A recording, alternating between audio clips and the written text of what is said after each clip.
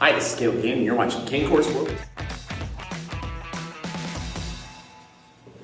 Topic 2 in Unit 9 has to do with some of the consequences that we start to face in a more globalized world. Cain, why are you at school? There's a pandemic going on. You're supposed to be like social distancing, bro. Why are you even here? Yes, I know there's a pandemic going on. That's why I'm here filming videos, because, class never stops. And also, you're me, so it doesn't even matter. I'm the only one here. Oh yeah, true. It is certainly ironic that the reason I'm recording all these videos is because of digital learning in response to social distancing and the coronavirus outbreak of 2020 here in the United States. And ironically, Section 2 of Unit 9 in AP World History deals all with disease, something we are definitely experiencing right now. So today we're going to go through the origins of a number of different diseases and the examples that have plagued our new globalized society. In part 1 of Unit 9, we saw how technology better connected the world around us, giving us the term we coined as globalization. But as the world is more connected, people are also closer together. When people are in close proximity, germs and diseases spread so much easier. And one of the major things that has caused people to come together is urbanization, and again, as a reaction to the Industrial Revolution and the need for jobs. The close and unsanitary living conditions of the Industrial Revolution led to the spread of 2 diseases, the first being tuberculosis, a lung sickness that included coughing up blood and overall weight loss and poor nutrition, and the second was cholera, which involved vomiting and explosive diarrhea and extreme dehydration that usually spread through contaminated food. While urban renewal movements towards the end of the Industrial Revolution, combined with the realization of the germ theory, definitely ended some of these diseases, it's been a constant throughout world history that close proximity as well as poverty often leads to disease. This remains true in Africa, the world's most impoverished continent, where malaria continues to run rampant because they don't have the proper health care or access to eradicate it. Our globalized culture has also given way to epidemics, large diseases or strains of diseases that end up covering a large area of the world and spread very rapidly, generally through person-to-person contact. This is exactly what we're going through right now with the coronavirus. The first example of an epidemic in the modern era comes in 1918 with the Spanish flu, a strain of the flu that broke out after World War I and was definitely a result of the increased interactions that Europe had after World War I and the trade routes that had been created. Not to mention it was an unusually hot summer that caused humidity and on top of new cities and environmental effects of World War I that caused between 20 and 40 million people to die within the span of that epidemic. In addition to malaria, Africa has seen 2 different epidemics, first with the HIV/AIDS epidemic in the 1980s and Ebola starting in 1976 and outbreaking as recently as 2014. Africa, again, because of its poverty and because of its lack of health care, has been devastated by these different epidemics at different times throughout its recent history.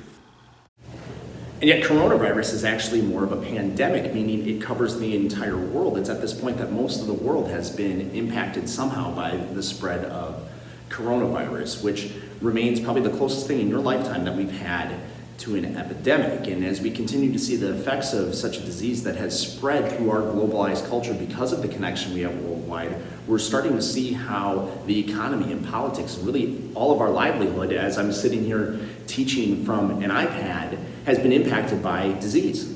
The technology of our globalized culture has also allowed humans to live longer, and as bodies live longer than they ever had before, there's some complications with that. One major disease that comes along with that is Alzheimer's, which involves the deterioration of the mind. As humans live longer, it becomes likely that their body will break down over time, including the mind, and that's become only increasingly common, especially in the United States, a country that has higher economic levels than other places around the world and has people living longer. It's become very prevalent here.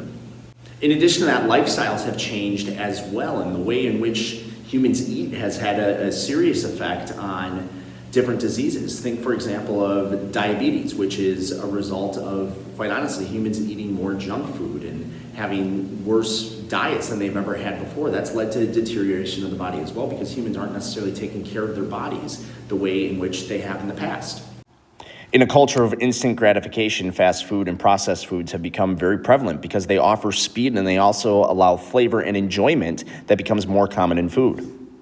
While our globalized culture has given us arguably better diets than we've ever had before, there's more flexibility and options for what to eat, and that's wherein the problem lies. Generally, we as humans choose to eat something that tastes better rather than something that's healthier, maybe something that is cooked faster rather than something we have to wait for. And that's really revolutionized our diet. And things like diabetes and heart disease and blood pressure have become problems that our ancestors actually didn't have to think about.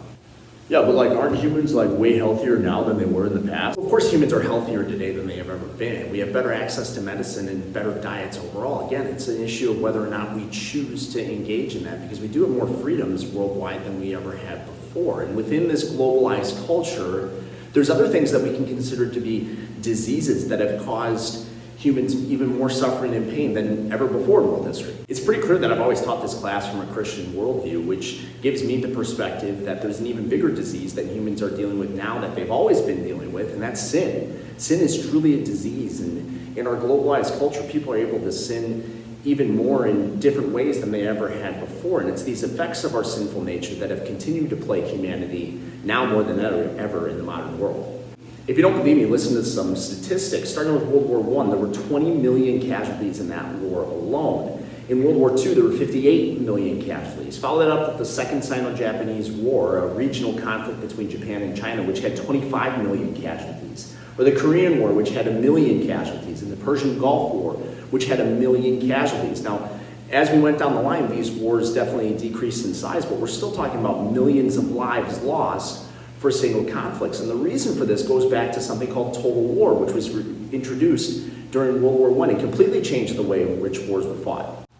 World War I is often known as the Great War, the war to end all wars, and it truly changed the way wars were fought because of the technology that was used. People were still hiding in trenches, yet were still exposed to high-powered weapons like artillery and machine guns and tanks, and weapons like poisonous gas brought destruction to enemy soldiers even faster than before. But what really changes things is the fact that during World War I, the use of total war or attacking industrial and civilian centers becomes more commonplace. This brings the fight to civilians and causes the deaths of millions of people who might not have even been involved directly in the conflict.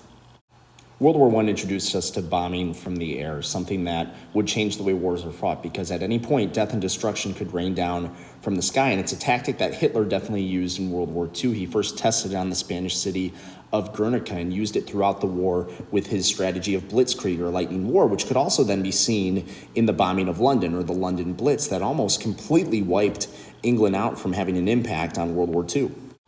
This same strategy of firebombing during World War II is the same strategy that will allow the United States and the Allies to win the war by strategically bombing the German industrial center at Dresden and turning the tide of the Western Front of the war. And the United States obviously uses bombing as well with the atomic bombs in Japan. Firebombing is the reason why global conflict has ended. This buildup of nuclear weapons causes the world to live in fear during the Cold War, as both the United States and the Soviet Union have massive supplies of nuclear weapons that they could use at any point, and yet neither side did. Use of nuclear weapons has completely changed the way we look at war. It's one of the reasons we don't have as many global conflicts as we once did, because at any moment, a country could be completely wiped out using a nuclear weapon. And it's for that reason that we live in a world that is more based on fear than at any other time. It's in a lot of ways a reflection of the same things we had going on in the Cold War. So while the death tolls may not be as high as they were during World War I and World War II, there is that potential for destruction that has continued to live on. So when we talk about disease, death, and destruction, it's not to make the point that, yes, people in our world are sick or people in our world are dying. It's a greater reflection of the disease that has plagued our world since the dawn of history, and that, in fact, is sin. Yes, our world is sick. Yes, we are going through a time of unparalleled crisis with the coronavirus, but at the same time, that's just a reflection of human history and the fact that we are sinful and we live in a dark and sinful world. And yet through the violence, through the disease, through the pandemics, we can take solace in the fact that yes, our world has improved, that humans have found ways to prevent illness, to protect ourselves from violence. And at the same time, we continue to have a God who continues to stay strong and with us through all of it, despite how dark and bleak things may seem. Thanks for watching. We'll see you next time.